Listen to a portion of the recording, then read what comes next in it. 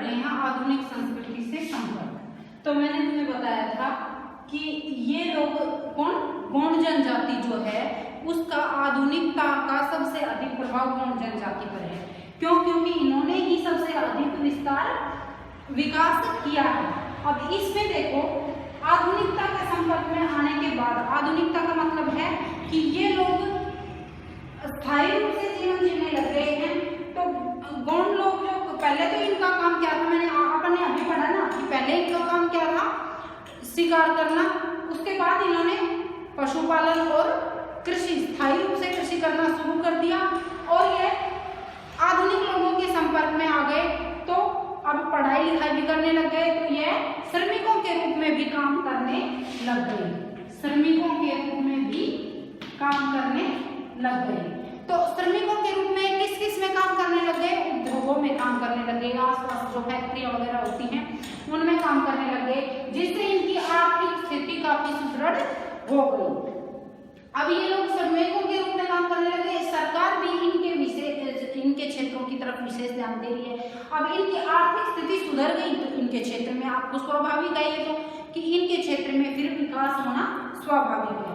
तो आर्थिक स्थिति सुधरने के बाद अब इनकी बस्तियों में भी अस्पताल, स्कूल, बाजार, बैंक और पंचायतें खुल गई हैं, जिससे कि ये लोग हर जो आधुनिक अपन जो सामान्य जो लोग हैं वो जीवन जीते हैं, उसी प्रकार ये जनजातियां भी उसी प्रकार का जीवन, सरकार का यही प्रयास है कि ये जनजातियां भी आधुनिकता से संपर्क में आकर अपना जो काम है वो आसानी से कर सकें। जैसे इनके, क्योंकि इनके मैंने आपने पहले जो 3 जनजातियां पढ़ी हैं, एस्किमो, बुशमैन और भील, तो उनमें इस प्रकार की, उनकी बस्तियों में इस प्रकार की सुविधा नहीं थी। लेकिन जो गौंड जनजाति है उनके क्षेत्रों में अस्पताल, स्कूल, बाजार, बैंक, पंचायतें, इस प्रकार की व्यवस्था सरकार ने कर दी है, खुलने लगी है और इनकी भी आर्थिक स्थिति काफी सुदृढ़ हो गई है, जिससे ये लोग आधुनिकता के ज्यादा संपर्क में हैं। अब देखो इसमें दे भी रखा है,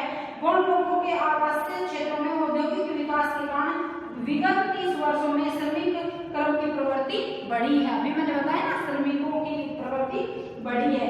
बड़ी संख्या में ये लोग खदानों में, निर्माण उद्योगों में श्रमिकों के रूप में कार्य कर रहे हैं।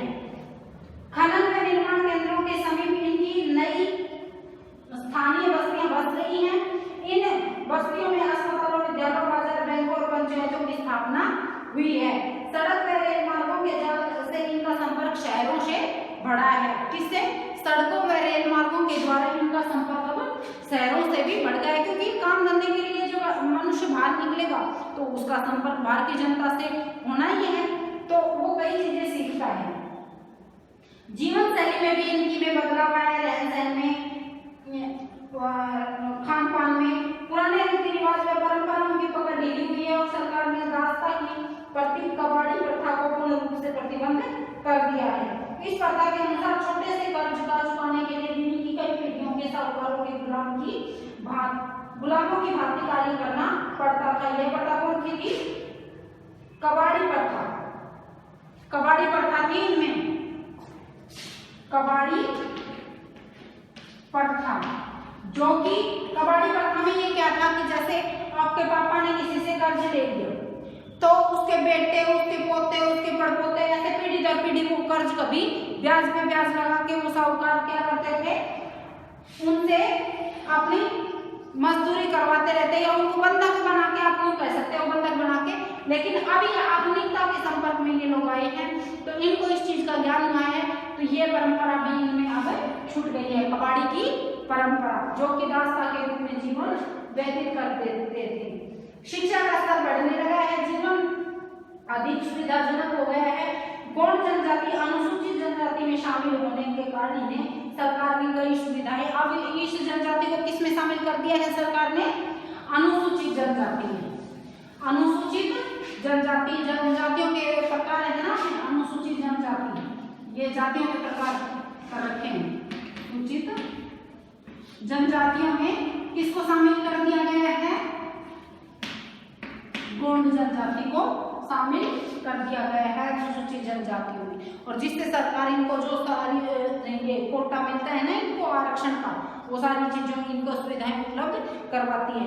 अब अपन ने ये 4-5 पॉइंट पढ़े हैं, इनमें आप एक बार फिर मैं रिपीट कर देती हूँ। निवास क्षेत्र में यह मध्यवर्ती भारत के मध्यवर्ती प्रायद्वीप के उत्तरी क्षेत्र में ये निवास करते हैं। इनमें पहाड़ी क्षेत्रों में ये लोग निवास करते हैं। इनके निवास क्षेत्र में मैंने तुम्हें अभी बताया था मध्य प्रदेश, झारखंड, छत्तीसगढ़, महाराष्ट्र, उड़ीसा और तेलंगाना, ये इनके निवास क्षेत्र हैं। ठीक है। अब आर्थिक क्रियाकलाप में अपन ने पढ़ा था आखेट में ये लोग पहले आखेट करते थे, अब उसका स्थान किसने ले लिया है? कृषि व पशुपालन ने इसका स्थान आखेट का कृषि व पशुपालन में। और ये लोग मछलियों का शिकार भी, मतलब मछली पालन भी ये लोग करते हैं। अब इसमें आखेट के बाद इनके वस्त्र क्या क्या है? वस्त्र में सूती वस्त्रों का प्रयोग करते हैं, और पुरुष जो है वो धोती पहनते हैं और स्त्रियां साड़ी और ये चोली का प्रयोग करती हैं। ये आभूषण भी पहनते हैं, आभूषणों में रंग बिरंगी चूड़ियां पहनती हैं और स्त्रियां, और गले में मनके का हार या माला बोल सकते हो आप, और चांदी और एल्युमिनियम के धातु के लोग पुरुष और स्त्रियां पहनती हैं। और यह गोदना गुदवाती हैं, अपने शरीर पर गोदना गुदवाती हैं, यह इनकी मुख्य विशेषता है।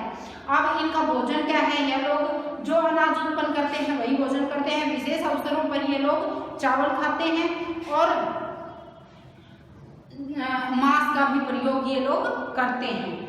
अब आगे था औजार और बर्तन, इनके क्या क्या होते हैं? औजार इनके स्थानीय जो श्रमिक इनके औजार बनाते हैं, जैसे लोहार, फावड़ा, ये खुरपा, दराती, ये इनके सामान्य से औजार है इनके। अब अगला पॉइंट है आपका समाज व संस्कृति की। यह पितृ सत्तात्मक समाज मैंने तुम्हें बताया था, पितृ सत्तात्मक समाज में ये लोग रहते हैं। इनमें समाज का मुखिया जो होता है उसके अनुसार ही ये सारे काम करते हैं। अब इनमें के समाज में एक तो ये अंधविश्वासी तो पहले होते थे, एक ये जो भवन बनवाते हैं उसका मुहूर्त निकलवाते हैं और उसमें ये मुर्गे की या बकरे की वो बलि देते हैं, बतख की या मुर्गे की। ठीक है, ये इस प्रकार की इनकी संस्कृति है। और ये लोग अलग अलग देवताओं में विश्वास रखते हैं। ये मनोरंजन के साधन के रूप में जैसे मुर्गों को नचाना, ये पालतू जो पशु होते हैं ना इनके पास, उनका ये मनोरंजन करते हैं। अब आगे है आधुनिक संस्कृति से संपर्क। ये अपन ने अभी पढ़ा है कि आधुनिक संस्कृति से अत्यधिक संपर्क है। ये लोग अब खनन क्षेत्रों में, उद्योगों में कार्य श्रमिकों के रूप में करने लगे हैं। शिक्षा में भी कुछ पुरुष जैसे शिक्षा ग्रहण करते हैं, स्त्रियों की शिक्षा का स्तर तो इनका निम्न है। लेकिन अब धीरे धीरे ये समाज के संपर्क में आए हैं, उससे इनके रहन सहन, खान पान सब में बदलाव आया है। यह काफी आधुनिक, आप कह सकते हो आधुनिक जनजाति है। आधुनिकता का इन पर अत्यधिक प्रभाव पड़ा है। तो अपन ने ये सारी इस लेसन में अपन ने 4 जनजातियां पढ़ी हैं। चारों जनजातियों के 4 जनजातियां मैं एक बार फिर रिपीट कर देती हूँ। एस्किमो सबसे पहली अपन ने पढ़ी थी, एस्किमो जनजाति। दूसरी पढ़ी थी अपन ने बुशमैन जनजाति। और तीसरी पढ़ी थी अपन ने भील जनजाति। अब एस्किमो और बुशमैन जनजाति दोनों विश्व की जनजातियां हैं। विश्व में किन क्षेत्रों में? एस्किमो जनजाति टुंड्रा प्रदेशों में, मैंने बताया था उत्तरी अमेरिका महाद्वीप है, इसके उत्तरी किनारे पे ग्रीनलैंड और इनमें यह अलास्का से लेकर बेरिंग जल संधि तक यह निवास करती हैं। बुशमैन जनजाति, इनके भी एस्किमो जनजाति में भी अपन यही पढ़े थे। सारे पॉइंट सेम है लेकिन इनके स्थानों के नाम अलग अलग हो जाएंगे। किन देवताओं में विश्वास करते हैं, इनका खान पान क्या है, इनका काम धंधा क्या है। तो इसमें भी अपन ये सारे निवास क्षेत्र, आर्थिक क्रियाकलाप, समाज व संस्कृति, आधुनिक संस्कृति से संपर्क, और एक इन दोनों में पॉइंट था कि वातावरण के साथ ही समायोजन, क्योंकि ये हार्ड वातावरण में रहते हैं।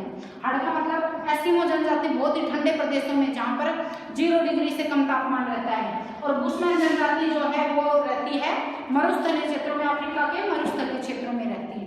तो इनके जनजीवन के बारे में, इनको खेती करने की विधि को क्या बोलते हैं, देवताओं के क्या नाम है, किन किन देवताओं को मानते हैं, ये सारी चीजें अपन ने पढ़ी थी। इसी प्रकार भील जनजाति है। भील जनजाति मुख्यतः अपने भारत में ही यह निवास करती है, राजस्थान, मध्य प्रदेश, गुजरात और महाराष्ट्र में। अब इसी प्रकार भील का भी अपन ने पढ़ लिया था। गौड़ जनजाति इनमें सबसे आधुनिक जनजाति कह सकते हो, आधुनिकता का संपर्क इन पे सबसे अधिक है। तो इस प्रकार से अपन ने ये सारी जनजातियों का वर्णन कर लिया है। अपना लेसन ये कंप्लीट हो गया है। अब कल मैं इनके क्वेश्चन आंसर करवाऊंगी। आप इनको जितने भी करवाया जाता है उतना कॉपी में नोट कर लेना। बृहस्पतिवार को तुम्हारी कॉपियां चेक होंगी, तो अपनी कॉपी प्लीज कंप्लीट कर लेना आप लोग। जब मैं मैसेज भेजूं तो मेरे को सेंड कर देना आपकी फोटो खींच के उस कॉपी की, ठीक है? मैं चेक करके बता दूंगी और तुम्हें साथ साथ ये याद भी करते रहना है, ठीक है? अब कल अपन क्वेश्चन